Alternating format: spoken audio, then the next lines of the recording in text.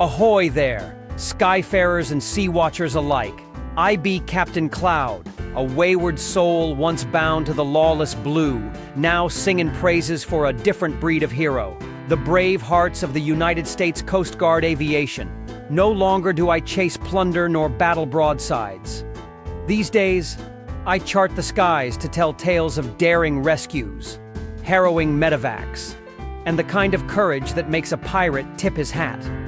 With rotors spinning and hulls a-thunder, these modern-day guardians cut through wind and wave in mighty craft like the MH-65 Dolphin, the MH-60 Jayhawk, and the sky-striding C-130 Hercules. Whether hauling folks from stricken vessels or dropping life-saving cargo hundreds of miles out to sea, they do it with the skill of a master mariner and the heart of a lion. So batten down your hatches and trim the sails, mates. For today we follow the flight path of Coast Guard wings and witness their valor from the crow's nest above. Off the sun-drenched shores of Guayama, Puerto Rico, trouble found 3 souls marooned on a grounded pleasure craft at Murillo Cay. But as fortune would have it, the Coast Guard had their course set for salvation. From the clouds descended an MH-65 Dolphin, slicing through the Caribbean breeze with precision. These birds be swift and nimble, flown by crews trained to hoist the helpless from any peril. One by one, the aircrew plucked 2 men and a woman from their stranded vessel, each hoist a dance between life and the elements. The Dolphin hovered with poise, its rotors cutting a steady beat above the rocky quay.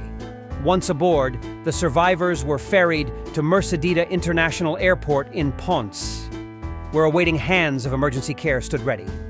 No treasure claimed this day, but lives were secured, and that, me friends, be worth more than gold. With 1 mission logged and 3 lives saved, the skies beckon once more. From the warm winds of the Caribbean, we set our sights on the rugged Pacific Northwest, where cold seas and swift action await just beyond the horizon. Just off the storm-brushed coast of Coos Bay, Oregon, 15 miles out in the chop, the National Geographic venture sent a call into the ether. One of their crew was in trouble, and the sea was no place for delay. The MH-60 Jayhawk from Air Station North Bend roared to life, her blades cutting the fog like a saber through canvas. This machine ain't just steel and rotor. It's a lifeline wrapped in orange, crewed by aviators who drill in the worst of weather and fly with a purpose stitched into every stitch of their flight suits. In the cabin, the flight mech checked systems while the rescue swimmer tightened straps, eyes fixed on the map. Every second mattered. The coast fell away beneath them, replaced by endless water and a ship in need. As the chopper came alongside, the sea kicked and clawed at the ship's hull. Still, the Jayhawk held steady, a masterwork of training and teamwork. Down went the rescue swimmer, fearless and fluid, touching down like a gull on the tide. The patient, a crew member gripped by illness, was readied for the hoist. Strapped into the basket, they rose from deck to air, inches from chaos and guided by calm voices on the comms.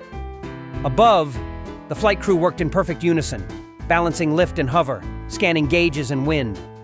Below, the ship faded behind as the Jayhawk turned shoreward. Coos Bay on the nose, Bay Area Hospital awaiting. This weren't just another drill. It was real. And it was raw. And thanks to the skill and speed of that North Bend crew, 1 mariner now lives to tell the tale. From Oregon's cold embrace, our course bends northward still. Past breakers and headlands we fly toward the storied cliffs of Cape Flattery, where another soul waits and the Coast Guard once again answers the call no matter how rough the sky. Northwest waters are no stranger to storms, but on May 5th, it wasn't the sea that threatened. It was a stroke, striking a 54-year-old man aboard the Norwegian Bliss, a towering cruise ship near Cape Flattery. Air Station Port Angeles, the oldest air station in Coast Guard history, launched into action. Their MH-60 Jayhawk thundered into the coastal skies. Its crew practiced in thousands of hours aloft, trained for moments where life hangs in the balance. The mission was no easy sortie. The cruise ship, massive and still underway, posed challenges even seasoned crews don't take lightly. yet the Jayhawk closed in, holding position above the moving vessel like a hawk over prey. Down went the rescue swimmer, a lone figure against the wash and wind, every step deliberate, every motion precise. He made contact, readied the patient, and signaled the lift. Above, the hoist hummed to life, cable taut as a drumline. The basket rose, swinging gently with the sea's rhythm, an ailing man held safe by steel, sweat, and skill. Inside the chopper, the flight crew steadied hands and equipment, the cabin now a flying lifeboat. Even in the darkness, each crew member moved with practiced calm, trained in flight physiology, emergency care, and coordination tighter than a drum. The Jayhawk peeled away from the ship, turning inland, bound for urgent care ashore. For the man aboard, the difference between fate and future was measured in minutes. And for the crew of Port Angeles, it was just another day living the Coast Guard creed, always ready, always faithful. From the shadowed cliffs of the Pacific Northwest, we now head deep into the wide blue expanse, 675 miles from Hawaii, where help must fly far and failure is not an option. This be a mission of mercy, carried on mighty wings. 675 miles offshore from Hilo, Hawaii, a call pierced the radio silence. A captain aboard a commercial fishing vessel lay stricken, gripped by severe pain and fever.